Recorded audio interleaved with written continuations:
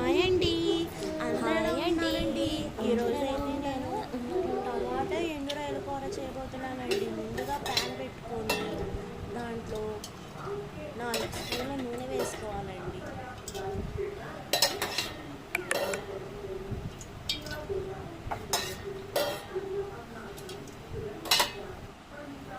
ఆ తర్వాత ఉల్లిపాయ ముక్కలు వేసుకొని పచ్చిమిరపకాయలు వేసుకోవాలండి.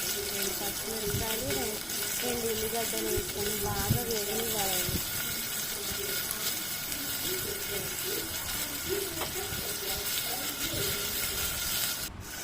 అది మగ్గాక మనం నీట్గా కడిగి పెట్టుకున్న ఎండు రొయ్యల్ని వేసుకోవాలండి.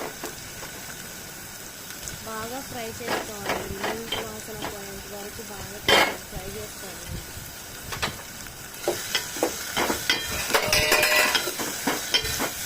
ఫ్రై చేసుకున్న తర్వాత బాగా మగ్గనివ్వాలండి.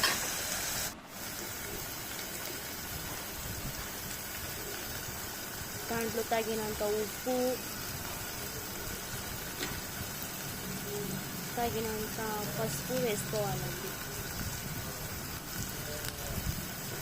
బాగా వేగనివ్వాలండి. వేగిన తర్వాత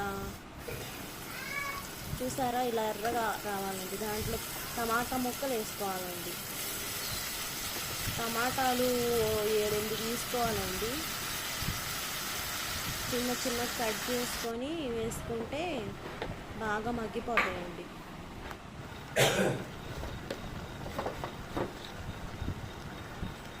దాంట్లో తగినంత కారం వేసుకోవాలండి, 2 స్పూన్లు. చూసారా, ఇలా మగ్గిపోవాలండి. దాంట్లో అసలు నీళ్ళే వేయకూడదు. ఆ టమాటా ముక్కలు చిన్న సెగ మీద పెట్టి ఉడికిస్తే ఇలా మగ్గిపోతాయండి నీట్గా.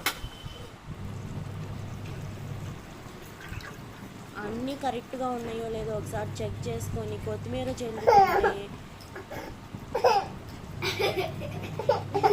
ఎండు రొయ్యలు టమాటాల కూర అంతేనండి. చాలా సింపుల్గా చేసుకోవచ్చు.